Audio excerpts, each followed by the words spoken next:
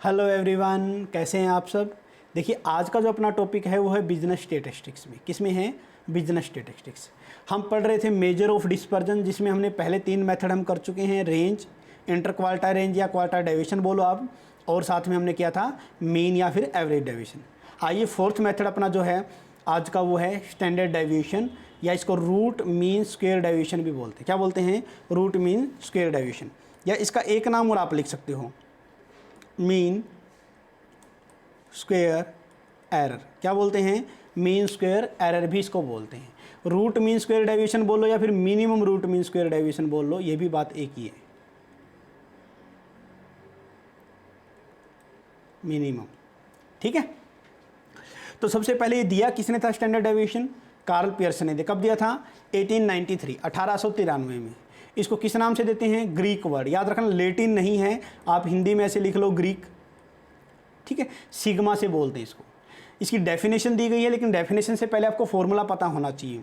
Standard deviation कैसे निकालेंगे? Under the root sigma X minus mean. अब देखो, समझाने के लिए थोड़ा सा बता देता हूँ। 1 2 3 ये हो गया। सिग्मा एक्स कितना हो जाएगा? 3 2 5 और 1 6 हो जाएगा। ठीक है, ये करने अगर मीन निकालना हो तो मीन का आपको पता है sigma X divide by N. N कितना है यहाँ पर बताना? 1 2 3 3 है सर। एन कितना है? 3 है। तो कितना हो जाएगा? 6 डिवाइड बाई 3, यानी कि मीन कितना आ जाएगा? 3। अब डेविएशन निकालना है, यानी कि डी, या फिर आप इसको एक्स भी बोल सकते हो या डी भी बोल सकते हो। स्मॉल एक्स बोल दो या डी बोल दो। ठीक है, तो capital x minus mean. Mean कितना आया? 3। मीन कितना आया है? 3 आया है। तो यहाँ पर क्या करेंगे? X minus 3, 1 minus 3 minus 2, 2 minus 3 minus 1, 3 minus 3 0 हो जाएगा ये। ठीक है, तो आप ऐसा कर सकते हैं। अब अगर इसका स्क्वायर करते हैं, क्या करते हैं? इसका स्क्वायर करते हैं तो 2 2 4 हो जाएगा, 1 हो जाएगा, 0 हो जाएगा। ठीक है, ऐसे स्क्वायर करके निकालना। तो स्क्वायर के बारे में बात करते हैं। ठीक है, तो क्या बोला गया इस डेफिनेशन को पढ़ते हैं। देखो, एक्स माइनस मीन, तो इसको डी बोल दो या शॉर्ट एक्स बोल दो। डी का मतलब यहाँ पर डेविएशन है। ये क्या है? ये डेविएशन है जो अभी मैंने निकाला, इसको डेविएशन बोलते हैं, इसके डिफरेंस को। ठीक है, ये लिख भी रखा है यहाँ पर डेविएशन। तो क्या कुछ दिया गया? It is define as the square root. हाँ जी बोलिए, स्क्वायर रूट है या नहीं है? हाँ जी है, square root of arithmetic mean. ये अर्थमेटिक मीन हो गया। क्या हो गया? ये arithmetic mean of the square of deviation. अब देखो, डेविएशन का स्क्वायर है, ये डेविएशन हो गया, और इसका क्या होगा? Square of the value taken from the mean. ये मीन से वैल्यू टेकन की गई है। तो यही इसकी डेफिनेशन, अगर आपने फॉर्मूला याद कर लिया हो जाएगा। अब बात करते हैं कोफिशिएंट की। कोफिशिएंट कैसे निकालते हैं? जो आपने यहाँ पर स्टैंडर्ड डेविएशन लगाया वो, और किससे ने किसके हेल्प से किया? मीन की, तो नीचे मीन आ जाएगा। बस ये क्या है? Coefficient of standard deviation. आइए पढ़ते हैं आगे नेक्स्ट। इसके बाद करते हैं difference between mean deviation and standard deviation. Mean deviation और स्टैंडर्ड डेविएशन के बीच में डिफरेंस क्या कुछ दिया गया है। पहला, इसने बोला कि दोनों के दोनों किसके ऊपर बेस हैं? Each and every item of series. क्योंकि मीन डेविएशन अगर आपने पढ़ा हो, मीन मीडियन मोड की हेल्प से मीन डेविएशन निकाला जा सकता है, लेकिन मीडियन की हेल्प से अच्छा रिजल्ट देता है, क्योंकि साइन इग्नोर करते हैं। इसकी प्रॉपर्टी है मीन डेविएशन की। स्टैंडर्ड डेविएशन भी क्या है? मीन के ऊपर बेस है। तो कहीं ना कहीं mean deviation mean median mode से निकाल सकते हैं, स्टैंडर्ड डेविएशन सिर्फ मीन से निकाल सकते हैं। आइए डिफरेंस पढ़ते हैं। अलजेब्रिकल साइन, प्लस माइनस साइन कहाँ इग्नोर करेंगे? मीन डेविएशन में। कहाँ लेंगे? Standard deviation. यानी कि स्टैंडर्ड डेविएशन में प्लस माइनस को लेते हैं, मीन डेविएशन में छोड़ देते हैं। मीन डेविएशन निकाला जा सकता है मीन मीडियन मोड से, जबकि स्टैंडर्ड डेविएशन हमेशा निकाला जाता है मीन से। क्यों निकाला जाता है? क्योंकि मीन से लिया गया डेविएशन क्या कहलाता है? मीन से लिया गया स्क्वायर डेविएशन क्या कहलाता है? मिनिमम होता है। क्या होता है? मिनिमम। देखो, ये हो गया डेविएशन। क्या हो गया? डेविएशन। इसका करेंगे स्क्वायर। अगर ये मीन, ठीक है, देखिए ना, या मान लीजिए डेविएशन। क्या हो गया? ये डेविएशन। अब डिफरेंस लेना किससे लेना? सर ये कोई आइटम होगी, किससे लेना? मीन से ले सकते हो, मीडियन से ले सकते हो, मोड से ले सकते हो। लेकिन इसने बोला अगर मीन से लोगे ना आप डेविएशन, स्क्वायर लोगे, यानी कि square sum of square of deviation mean से लोगे, तो हमेशा क्या आएगा? मिनिमम आएगा। इसलिए यहाँ पर मीन का यूज किया जाता है। इसके बाद अगर बात करते हैं वेरियांस। वेरियांस क्यों पढ़ रहे हैं जबकि हम स्टैंडर्ड डेविएशन पढ़ रहे थे? क्योंकि जी वेरियांस है ना, स्टैंडर्ड डेविएशन का स्क्वायर होता है, बस इसलिए यहाँ पर इतना पढ़ रहे हैं। स्टैंडर्ड डेविएशन के स्क्वायर को क्या बोलते हैं? वेरियांस बोलते हैं। किसने दिया था? आर ए फिशर ने। कब दिया था? 1918 के अंदर दिया था। अब वो तो स्टैंडर्ड डेविएशन कार्ल पियर्सन ने दिया था, यानी कि वो बोलते हैं ना, एक बच्चे का नाम रख दिया, कार्ल पियर्सन ने रख दिया लो जी स्टैंडर्ड डेविएशन। अब कोई आया मामा चाचा था, उसने उसका रख दिया लो जी इसको वेरियांस बोल देते हैं, ये ज़्यादा शरारती है, डबल शरारत करता है, तो इसके RS फिशर ने इसका नाम आपका वेरियांस रख दिया था, स्टैंडर्ड डेविएशन का स्क्वायर को बोलते हैं। ठीक है, फिर नेक्स्ट हम बात करते हैं कंबाइंड स्टैंडर्ड। देखो वेरियांस का टॉपिक यहीं तक था, बस खत्म हो गया अभी। अब हम स्टैंडर्ड डेविएशन ही चल रहे हैं। स्टैंडर्ड डेविएशन में क्या किया गया, कंबाइंड निकाला जा सकता है। क्यों निकाला जा सकता है, जो भी मीन से डेविएशन लिया गया है उसका कंबाइंड किया जा सकता है। मीडियन और मोड से लिए गए कोई भी फॉर्मूले का कंबाइंड नहीं निकाला जा सकता। कंबाइंड का मतलब क्या होता है, देखिए अभी थोड़ी देर में आपको समझ में आ जाएगा कि जैसे ये हो गया स्टैंडर्ड डेविएशन 1, वेरियांस 1। अब वेरियांस, क्योंकि स्टैंडर्ड डेविएशन का स्क्वायर वेरियांस होता है, इसलिए वेरियांस का छोटा सा टॉपिक हमने पढ़ा था, RA फिशर ने 1918 में दिया था, ये पेपर में पूछा गया इसलिए लिख दिया वहाँ पर। तो देखो यहाँ पर क्या है, सिग्मा 1 2 का मतलब देखो सिग्मा 1 एक सीरीज, 2 सीरीज, क्या इन दोनों को जोड़कर भी बनाया जा सकता है इनका कंबाइंड? ये सिर्फ मीन के केस में ही पॉसिबल, अगर मीडियन निकालते ना ऐसा तो पॉसिबल नहीं था, मोड के केस में पॉसिबल नहीं है। तो N1 का मतलब नंबर ऑफ सीरीज कितने हैं, नंबर ऑफ ऑब्जर्वेशन कितने, आप ऐसे बोल सकते हो। ठीक है, नंबर ऑफ ऑब्जर्व, जैसे कि 1 2 3 4 5 तक तो N5 हो जाएगा, N कितना हो जाएगा, अगर 3 तक तो N3 हो जाता। ठीक है, ये आपको ध्यान रखना है। तो ये इसका फॉर्मूला है, फॉर्मूला याद कर लेना इसका। नेक्स्ट चलिए चलते हैं इसकी प्रॉपर्टी पे, जो पेपर में पूछा जाता है स्टैंडर्ड डेविएशन की, वो क्या पूछी जाती है, प्रॉपर्टी पूछी जाती है जी। तो सबसे पहली प्रॉपर्टी देखो क्या दे रखा है, standard deviation first n natural number, इनके पहले n नेचुरल नंबर का स्टैंडर्ड डेविएशन निकाला जा सकता है, और उसके लिए फॉर्मूला था 1/12 n⁻²-1। ये इसको ऐसे भी लिख सकते हैं n⁻² - 1 divide by 12 under the root. बात एक ही है। ठीक है, बात क्या है, एक ही। हमने क्या किया, यहाँ पर LCM ले लिया था यहाँ पर। ठीक है, कंबाइंड स्टैंडर्ड डेविएशन निकाला जा सकता है, दूसरी प्रॉपर्टी है, अभी ऊपर फॉर्मूला देख के आए। तीसरा था सम ऑफ स्क्वायर डेविएशन, जो अर्थमेटिक मीन से लिया जाता है, वो क्या होता है, मिनिमम। लिस्ट का मतलब मिनिमम होता है, क्या होता है, मिनिमम होता है, इसलिए स्टैंडर्ड डेविएशन कंप्यूट करते टाइम हम अर्थमेटिक मीन लेते हैं, ना कि मीडियन और मोड, जबकि मीन डेविएशन में तीनों यूज करते हैं।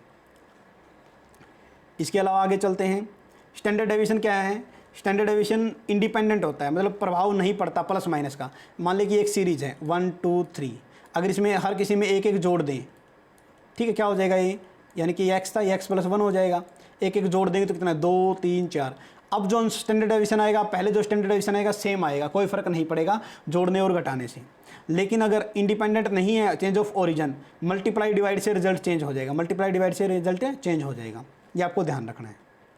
ठीक है, लेकिन मल्टीपल डिवाइड करो ना तो क्या चीज़ है, रिजल्ट चेंज हो जाएगा, लेकिन यहाँ पर जीरो, ए कांस्टेंट का मतलब जीरो नहीं होना चाहिए, नॉन जीरो, क्योंकि जीरो का साथ अगर मल्टीप्लाई करो तो फिर तो प्रॉब्लम खत्म हो जाएगी सारी। तो बस पेपर में क्या याद रखना है, standard deviation independent of change of origin होता है, dependent of change of scale होता है, या नॉट इंडिपेंडेंट होता है चेंज ऑफ स्केल। स्केल का मतलब मल्टीप्लाई डिवाइड, और ओरिजिन का मतलब होता है प्लस माइनस। नेक्स्ट देखिए, आगे चलते हैं। इसका ज्योग्राफिकल फॉर्म में भी समझाया गया है। सिमेट्रिकल डिस्ट्रीब्यूशन का दूसरा नाम होता है नॉर्मल डिस्ट्रीब्यूशन। क्या होता है, नॉर्मल डिस्ट्रीब्यूशन। ये नॉर्मल से तो आप हर कोई समझ जाता होगा, नॉर्मल डिस्ट्रीब्यूशन कैसे, देखिए मान लें कि 1 2 3 2 1, अगर इसको ग्राफ के फॉर्म में रिप्रेजेंट करेंगे तो 1 2 3, यहाँ पर 3 आ जाएगा, फिर क्या करेंगे 2 1 2 1, ये क्या बन गया, बेल शेप बन गया। इसी को नॉर्मल डिस्ट्रीब्यूशन बोलते हैं। क्या बोलते हैं इसी को, नॉर्मल, यानी कि 1 2 3 2 1। ठीक है क्या, इसी को क्या बोलते हैं, नॉर्मल डिस्ट्रीब्यूशन, यानी कि पहले फ्रीक्वेंसी डिस्ट्रीब्यूशन को ही बोलते हैं। फ्रीक्वेंसी डिस्ट्रीब्यूशन किसको बोलते हैं, मान लें कि एक्स एक्सिस ये तो इंडिविजुअल डिस्ट्रीब्यूशन हो गया। अगर मान लें कि मैंने ऐसे कर दिया, समझाने के लिए लगा रहा हूँ। फ्रीक्वेंसी का मतलब है कि मान लें 10 नंबर मैंने 3 बच्चों को दिए, 20 नंबर मैंने 5 बच्चों को दिए, 30 नंबर मैंने 1 बच्चे को दिया, 20 नंबर फिर मैंने 5, 20 आ गया, दोबारा आ गया, तो यहाँ पर 40 कर देता हूँ समझाने के लिए, या 20 ही कर लो। ठीक है, तो यहाँ पर 5 का फिर वही सेम रिपीटेशन कर देता हूँ, 10 के लिए 3 कर देता हूँ। तो इस टाइप से आप बोल सकते हो फ्रीक्वेंसी। जबकि ये लिया जाता ना, जो ये मैंने तो एक्स से लेके दिखा दिया, ये फ्रीक्वेंसी से लिया जाता, बस आप ये ध्यान रखने लगे। ठीक है, तो ये वैल्यू याद रखनी है, क्योंकि देखो यहाँ पर अगर मैं बनाता हूँ नॉर्मल करो तो इसके बीच में मीन मीडियन मोड बराबर होते हैं। तो यहाँ पर मीन होता है तो यहाँ पर मीन ले लिया जी। इस साइड जाएंगे, सबको पता है पॉजिटिव साइड होती है तो +1, किसको, स्टैंडर्ड डेविएशन को। इस साइड -1 आपका स्टैंडर्ड डेविएशन। तो आपने देखा हो तो 1 2 3 प्लस भी हो रहा है, 1 2 3 माइनस भी हो रहा है। पेपर में क्या याद रखना है कि मीन +-1 स्टैंडर्ड डेविएशन की वैल्यू कितनी है, 68.27%। याद रखना, पेपर में ऐसा ही बोल सकता है 72, ये नहीं आएगा। अगले के 2 की वैल्यू कितनी होगी, 95.54 नहीं आएगा, 99.73, 99.7337 नहीं आएगा। ये आपको ध्यान रखना है। ठीक है, बहुत बार पूछा जाता है। एक बार तो ये पेपर प्रीवियस पेपर के उठा के देख लेना, ये पूछा गया था कि 95.54 आएगा, 45 आएगा, यहाँ तक इतना डेप्थ में क्वेश्चन आता है यहाँ से। तो ये आपको याद रखना सारा का सारा। ठीक है, और इसी को फिर ग्राफिकली समझाया गया है, इसी को क्या किया गया है, ग्राफिकली समझाया गया, तो आप कर लोगे। इसने बोला कि अब तो पीछे हम पढ़ के आए थे, क्या क्या पढ़ के आए थे पीछे, हमने सबसे पहले हमने पढ़ा था क्वार्टाइल डेविएशन, फिर हमने पढ़ा मीन डेविएशन, फिर हमने पढ़ा स्टैंडर्ड डेविएशन, हाँ या ना, स्टैंडर्ड डेविएशन तो पढ़ भी रहे हैं। तो इसकी जो वैल्यू है वो कितनी है, 10, 12, 15। आप बोलो सर ये कहाँ से आया, जैसे अगर मैं आपको बताता हूँ पाइथागोरस में आप करते थे 3, 4, 5 का रूल लगता था, क्या लगता था, 3, 4, 5 का, मैथ में आपने पढ़ा भी होगा निकालने के लिए। अगर ये वैल्यू गिवन है और 3, 4 की रेशियो में, तो यही 5 की रेशियो में ऑटोमेटिक आ जाएगी। तो वैसे ही इसको डिटेल में सोल्व करने की जरूरत नहीं है, आपको सिर्फ ये याद रखना है क्वार्टाइल डेविएशन 10, मिड डेविएशन 12 और स्टैंडर्ड डेविएशन 15, इनके बीच में ये रेशियो होती है। अगर इसका मान लीजिए 20 है, ये 24 है, तो आप इसको ऑटोमेटिक बता दो सर ये 30 होगा, कितना होगा, 30 होगा, बस। ठीक है, एक चीज़ तो ये याद रखनी है। दूसरा, पहले हमने क्या पढ़ा सर, हमने पहले पढ़ा क्वार्टाइल डेविएशन, फिर पढ़ने क्या क्या पढ़ा, मीन डेविएशन। बोलो हाँ या ना, हाँ जी। तो पहले 2, 3 और यहाँ पर लिख लो 3, 4, 5, 2, 3, 4, 5 और लगा दो स्टैंडर्ड डेविएशन, बस। ये इनका मेथड फॉर्मूला याद हो जाएगा, आप ऐसे याद कर सकते हैं। वैसे ये लॉजिकली इसको एक्सप्लेन किया जा सकता है, लेकिन अपने लिए ज़रूरी नहीं है इतना ज़्यादा एक्सप्लेन करना। ठीक है, मिल जाएगा अगर आप इसको पढ़ोगे तो बीकॉम वगैरह बुक में ज़्यादा एक्सप्लेन, लेकिन ज़्यादा एक्सप्लेनेशन नहीं आती। मेरिट डिमेरिट की अगर मैं बात कर लेता हूँ कि मेरिट क्या क्या है इसकी स्टैंडर्ड डेविएशन की, सारी की सारी ऑब्जर्वेशन पे बेस है। किसके ऊपर बेस है, होल ऑब्जर्वेशन के ऊपर बेस है, क्योंकि मीन से लिया जाता है और मीन में तो हम सारे ऐड करते हैं जी, याद होगा ना, 1, 2, 3 तीनों को जोड़ेंगे, तो इसलिए ऑल ऑब्जर्वेशन पे बेस। इनको ऑब्जर्वेशन बोल लो आप या डिस्ट्रीब्यूशन बोलो, आपकी मर्जी है। दूसरा क्या आएगा, दूसरा आएगा मैथमेटिकल ट्रीटमेंट, कंबाइंड मीन निकाला जा, सॉरी कंबाइंड स्टैंडर्ड डेविएशन निकाला जा सकता है, हाँ जी निकाला जा सकता है।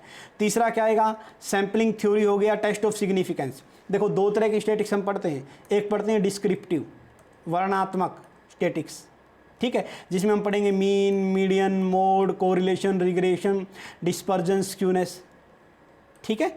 और एक हम पढ़ते हैं इन्फ्रेंशियल, जहाँ पर अनुमान लगाना पड़ता है, क्या लगाना पड़ता है, अनुमान लगाना पड़ता है, जिसमें हम पढ़ेंगे क्या, sampling, test of hypothesis, sample निकालना, प्रोबेबिलिटी डिस्ट्रीब्यूशन, ये सारे के सारे इन्फ्रेंशियल में पढ़ते हैं। तो इसने बोले डिस्क्रिप्टिव वाले हेल्प करते हैं इन्फ्रेंशियल स्टैटिक्स में। फिर आते हैं डीमेरिट की बात करेंगे। डीमेरिट में क्या पढ़ते हैं, इट गिव मोर इंपॉर्टेंस, ज़्यादा इंपॉर्टेंस देते हैं एक्सट्रीम ऑब्जर्वेशन को। एक्सट्रीम ऑब्जर्वेशन क्या होती है, जैसे 1, 2, 3, 4, 5 हो गया, 5 होगा ना, तो अपर लिमिट और लोअर लिमिट, इन दोनों क्या बोलते हैं, एक्सट्रीम लिमिट बोल सकते हैं आप। दूसरा क्या करता है, ये डिपेंड होता है, किसके ऊपर डिपेंड होता है, यूनिट ऑफ मेजरमेंट पर। जो ऑब्जर्वेशन आपने किया है, इनकी यूनिट ऑफ मेजरमेंट पे डिपेंड है। ये it can not be use to compare, compare करने के लिए इसका यूज नहीं किया जाता। किसको कंपेयर करने के लिए, डिस्पर्जन ऑफ डिस्ट्रीब्यूशन, कि डिस्ट्रीब्यूशन में कितना गैप है, उसके लिए इसका यूज नहीं किया जाता, अगर यूनिट अलग अलग है तो ये पेपर में पूछा गया था, तो ये लाइन आप याद कर लेना, ठीक है। ये डिफिकल्ट होता है अंडरस्टैंड समझने में, क्यों, क्योंकि जैसे पहले वाले मेथड करके आए थे रेंज और क्वार्टाइल डेविएशन, वो तो ना के बराबर थे, ठीक है, वो तो सिंपल इजी से मेथड थे, इसलिए किया गया है। तो ये 4th मेथड आपका स्टैंडर्ड डेविएशन कंप्लीट हुआ। नेक्स्ट हम पढ़ते हैं कोफिशिएंट ऑफ वेरिएंस की तरफ। किसकी तरफ जाते हैं, कोफिशिएंट ऑफ वेरिएंस। जो आपने स्टैंडर्ड डेविएशन आपने क्या पढ़ा था, कोफिशिएंट, एक minute, coefficient of standard deviation आपने पढ़ा, याद हो तो ये इसका फॉर्मूला था, ये इसका क्या था, फॉर्मूला। अगर कोफिशिएंट ऑफ वेरिएंस निकालते हैं, इसको शॉर्ट फॉर्म में सीवी बोलते हैं, तो मल्टीप्लाई 100 कर देना, कोफिशिएंट ऑफ वेरिएंस से आ जाता है। पेपर में क्या आएगा, इसमें से ये पूछने के चांसेस हैं। ये वेरिएबिलिटी को चेक करता है 2 and more सीरीज को। मोस्ट इंपॉर्टेंट ये आप लिख लेना, अगर इसमें से क्वेश्चन आया तो यही पूछेगा कि कोफिशिएंट ऑफ वेरिएंस का यूज किया जाता है कंपेयर करने के लिए। किसके लिए यूज किया जाता है, कंपेयर करने के लिए। किस चीज़ का कंपेयर, वेरिएबिलिटी का, इनकी कितना चेंज है, होमोजेनिटी कितनी एकरूपता है, स्टेबिलिटी कितना फिक्स है, कंसिस्टेंसी कितनी लगातार, यूनिफॉर्मिटी, 2 and more सीरीज। जब 2 या 2 से सीरीज के अंदर कंपैरिजन किया जाता है, जैसे एक्स सीरीज होगी, वाई सीरीज होगी, 1, 2, 3, यहाँ पर मान ले कि 5, 8, 9 कुछ भी हो, इन दोनों के बीच में कोई भी रिलेशन शो करना है, तो इन दोनों के बीच में गैप ज़्यादा है, कम है, कौन है, ये बताएगा का कोफिशिएंट ऑफ वेरिएंस। अगर आप ये मान लो कोफिशिएंट ऑफ वेरिएंस कम है, यानी कि डेविएशन कम है, डिफरेंस कम है, इट मीन्स कंसिस्टेंसी ज़्यादा है, स्टेबिलिटी ज़्यादा है, होमोजेनिटी है, ठीक है। और फिर अपना टॉपिक आता है नेक्स्ट अपना लोरेंज करो। क्या आता है, लास्ट मेथड अपना है लोरेंज करो। लोरेंज करो जो दिया था, ये मैक्स ओ लोरेंज ने दिया था। किसने दिया था, मैक्स ओ लोरेंज ने। ये ग्राफिकल मेथड है, ग्राफिकल मेथड है, तो इसका ग्राफ बना के आपको दिखाऊंगा मैं, ठीक है। It is useful to compare, किसको कंपेयर किया जाता है, ये डिस्ट्रीब्यूशन ऑफ वेज प्रॉफिट, इनके वेजेज और अगर प्रॉफिट के बीच में अगर आपको कितनी काम किया, कितना प्रॉफिट हुआ, उनको देखना है डिफरेंट बिजनेस ग्रुप्स के अंदर, तो इस मेथड का यूज किया जा सकता है। मोस्ट इंपॉर्टेंट पॉइंट यही आपको याद रखना है, ये यूथफुल स्टडी का degree of inequality in distribution of income and wealth. सबसे पहले इस मेथड का यूज लॉरेंज ने, मैक्स ओ लॉरेंज ने इनकम और वेल्थ अलग अलग कंट्री की इनके अंदर कंपैरिजन करने के लिए किया था, इनकम और वेल्थ। बाद में तो इसका वेज प्रॉफिट हर जगह यूज किया जाने लगा, लेकिन सबसे पहले किसमें क्या था, इनकम और वेल्थ के अंदर क्या था। आ जाएगा समझ में, ठीक है जी। नेक्स्ट देखिए क्या है, अब इसका एक डायग्राम बनाते हैं। क्या बनाते हैं, इसका एक डायग्राम बनाते हैं जो बोला गया है, फिर ये आपको समझ में आएगा। ये देखिए, ठीक है, ऐसे बनाया, फिर हमने लिखा लाइन ऑफ इक्वल डिस्ट्रीब्यूशन, लिख देता हूँ साथ में ताकि थोड़ी आपको आसानी रहे। क्या बन जाएगा ये, line of equal distribution, line of equal distribution, या इसका दूसरा नाम और है, इसको डायगोनल लाइन भी बोल देते। क्या बोलते हैं, डायगोनल लाइन भी बोल देते हैं, ठीक है। नेक्स्ट वन, एक लाइन यहाँ पर डाल देता हूँ मैं डॉटेड डॉटेड करके, ऊपर भी हो सकती है, नीचे भी हो सकती है, कुछ भी हो सकता है, इसके पैरेलल भी हो सकती है, इससे दूर भी हो सकती है, यानी कि गैप ये हो भी सकता है, नहीं भी हो सकता। इसको हम बोलते हैं क्या, फ्री हैंड करो। क्या बोलते हैं, फ्री हैंड करो। और दूसरा नाम इसका क्या है, लॉरेंज करो। क्या नाम है, लॉरेंज करो, ठीक है। यहाँ पर इस साइड लिखेंगे हम percentage of cumulative variable value, यानी कि यहाँ पर क्या लिखेंगे, वैल्यू, और नीचे क्या लिखेंगे, percentage of cumulative variable frequency. क्या लिखेंगे, फ्रीक्वेंसी, यानी कि नीचे लिखेंगे फ्रीक्वेंसी और ऊपर क्या लिखेंगे, वैल्यू लिखेंगे, ठीक है। ये याद रखना, 0 0, क्योंकि दोनों को साइड लिया ना, जैसे नॉर्मली अगर आपको याद हो तो आप ऐसे करते थे, 0 करते थे ना यहाँ पर 1, अगर मैं इसको इतना पोर्शन और लगा दूँ तो यहाँ पर भी हो जाएगा, इसके ना कि 0 भी हो जाएगी, ठीक है। तो वही बात इसमें, और यहाँ पर कितना 100 100, इसको रफ कर देता हूँ, ये काम का नहीं है कहीं आप सोचोगे इसी का पार्ट है, समझाने के लिए लिखा था ये तो, ठीक है। और यहाँ पर क्या कर देता हूँ 100, और यहाँ पर भी क्या कर देता हूँ 100। अब देखो क्या है, जो समझने का बात है वो ये क्या दिया गया है, इट इज कम्युलेटिव फ्रीक्वेंसी करो। ये क्या है कि कम्युलेटिव फ्रीक्वेंसी करो, परसेंटेज करो, सॉरी कम्युलेटिव परसेंटेज करो है, which the percentage of frequency, ये है percentage of frequency, very good. Person या वर्कर, नीचे क्या लिख सकते हैं यहाँ पर, पर्सन या फिर worker, is combined with the, किसके साथ कंबाइंड करना, परसेंटेज ऑफ अदर आइटम, ये percentage of other item like income, profit, wages, income, profit, wages. अब समझने वाली बात क्या है कि इसके थ्रू हम क्या करेंगे, जैसे जैसे जितना ये लाइन, इन दोनों का गैप जितना ज़्यादा होगा, वेरिएशन इतना ज़्यादा उतना ही ज़्यादा होगा। इन दोनों का गैप जितना ज़्यादा होगा, इनकम और वेल्थ, अगर मैं बात करता हूँ कंट्री इंडिया, क्या लिख देता हूँ, इंडिया, इसकी इनकम एंड वेल्थ क्या है, इनकम एंड वेल्थ क्या है। इसी तरह कंट्री लिख देता हूँ यूएसए, इसकी इनकम एंड वेल्थ क्या है, इसकी इनकम एंड वेल्थ क्या, लिख दिया। इन दोनों के बीच में गैप ज़्यादा कब होगा, जब ये इक्वल डिस्ट्रीब्यूशन लाइन से लॉरेंज कर्व जितना ज़्यादा दूर होगा, ये इसके जितना पास बनता जाएगा उतना वेरिएशन कम होता जाएगा, यानी कि दो देशों के बीच में कोई डिफरेंस नहीं होगा इनकम और वेल्थ को लेकर, ठीक है। तो ये था आपका पूरा का पूरा मेजर ऑफ डिस्पर्जन के सारे मेथड। तो ये लेक्चर आपको कैसा लगा हमें कमेंट करके ज़रूर बताइएगा। Thank you all of you.